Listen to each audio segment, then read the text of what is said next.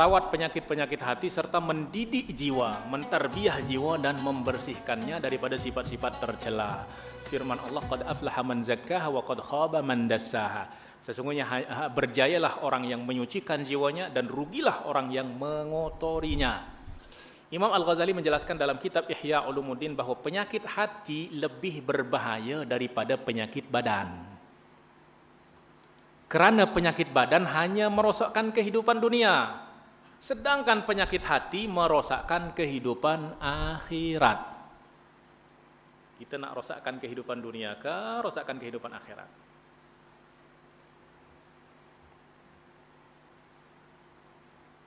Sebab di akhirat itu hanya ada dua tempat saja. Surga, neraka. Tak ada tengah-tengah. Dan pilihan itu kita buat sekarang. Kita yang pilih nak masuk surga kan nak masuk neraka. It's your choice, kata. Itu pilihan kita. Allah tak paksa kita untuk masuk neraka. Sebab Allah dah jelaskan ni jalan surga, ni jalan neraka. Wa hadainahun najdain, kami tunjukkan kepada dia dua jalan. Jalan surga, jalan neraka. Dan kita setiap solat sentiasa berdoa, ihdinas siratal mustaqim. Di situ ada tiga simpang jalan. Satu jalan menuju surga, dua jalan menuju neraka. Apa jalan surga tuh? Siratal ladzina an'amta alaihim. Wah, ini jalan yang kita kena ikut mereka. Sebab mereka berjalan di atas jalan menuju surga. Ghairil maghdub, bukan jalan orang-orang yang dimurkai.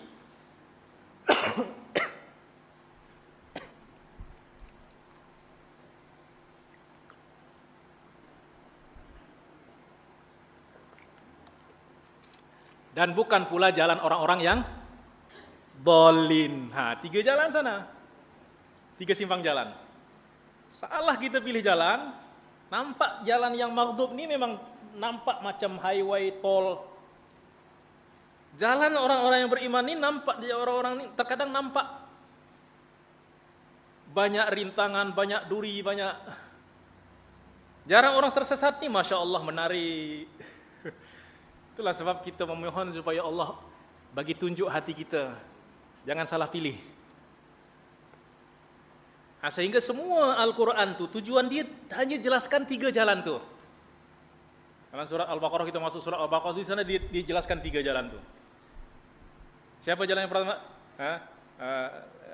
Zalikal kitabu la raiba fihi hudal lil muttaqin. Di jalan orang-orang yang siapa mereka? Alladzina yu'minuna bil ghaibi wa yuqimuna as-salata wa mimma razaqnahum yunfiqun walladzina yu'minu. Itu jalan orang-orang yang selamat. Kemudian lepas tu innal ladzina kafaru sawa'un 'alaihim. Ini siapa nih?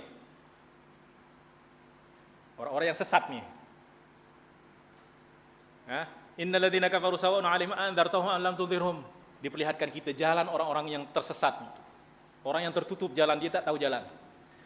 Lepas tu wa minan nasi man yaqulu amanna billahi wa bil yaumil akhir wa ma hum bimu'minin. Orang-orang munafik.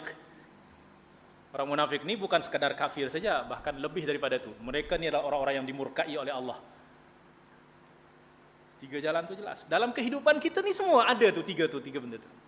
Kita pilih kita nak ikut siapa. Maka Allah kita mohon ihdinas siratal mustaqim. Jalan siapa? Itulah kita kena jangan jauh daripada para ulama.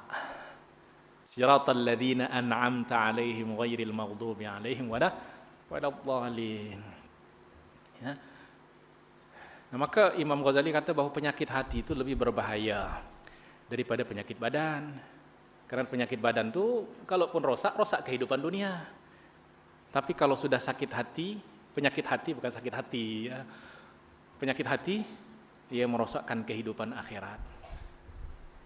Ya.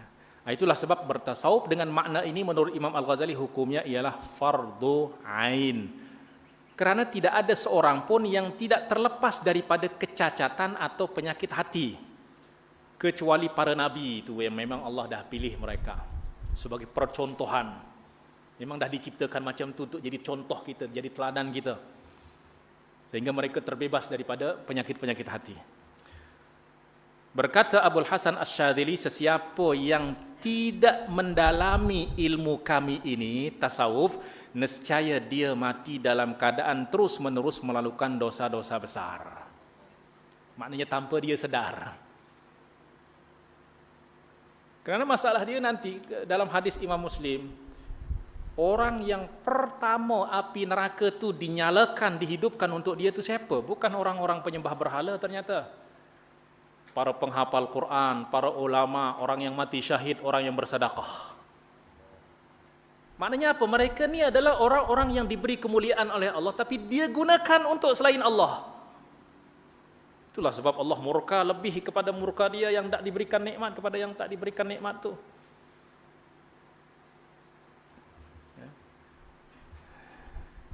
Ini kalau kita tak betulkan hati kita, boleh tak kita jamin solat kita baik, puasa kita baik, sedekah kita ke apa. Nah, kunci dia adalah kita mengenal Allah.